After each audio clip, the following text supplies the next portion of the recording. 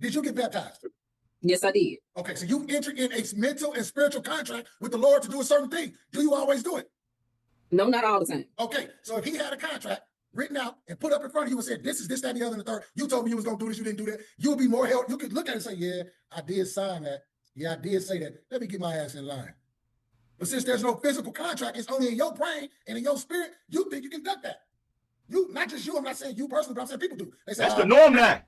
To duck stuff, they say. So nowadays it's even more important to create a contract. Because it's right there in your fucking face. Yep. When you go to a court of law, when you go to a business, when you go to anything, when they put that contract in your face, it's undisputable. You be like, nah, I did say that, I did do that. These are the terms that I agree with. These are the rules I decided to follow. So I think it's a good thing. I think it's sad. Wait a minute. What the contradiction? You want a contract. You alchemist, you want a contract, but you don't even believe in the marital aspect. Marriage is a contract. We said that. Yeah, I believe in marriage contracts. You mentioned one thing though. Marriage. Huh? You don't believe in marriage. I believe in marriage. No, you don't. I don't believe in having it sanctioned by the court system. Yeah, because that's the difference. That means the courts give you the authority, not the creator, God, or whomever give you the authority. The courts give you the authority, not the spiritual law. He likes a spiritual union and not the man-made union. That's what he's speaking about. Law and order? I'm about that. But this symbol right here is what makes the big difference. You do your research. I ain't gonna do the rest. Right. That's the big difference. I believe in law and order, contracts, and all that. It's a part of life. But that symbol there, it makes a big difference. And who gonna sanction the contract?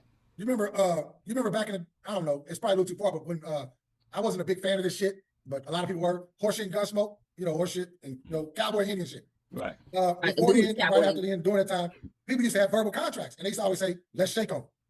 The reason why they did that is to keep in mind what you said you would and would not do. Well, when that shit started to become, well, he's getting senile, he's getting old, he forgot, let's put it on paper. That's the reason why they do it. I think it's a good idea if a person isn't going to hold up to that standard. Because the first thing you do is if a person says, can you come pick me up at such and such time? Yes. Are you going to be there? Yes. Say you promise. Why I got to say that? Because you promise binds you. And if you don't, then I can hold that against you. That's a verbal contract. And in our customs, before we became up under this wicked way of thinking, or this different subculture that's been created, or this created culture, our word was bond. We was people of honor. Law.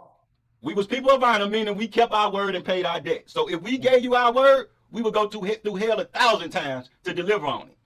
Even in the days of old, if we wasn't able to uphold to our word, the community would have to stop us from committing suicide because it was that important. Right. But nowadays, we speak with the forked tongue. For sure. Without a doubt or contradiction.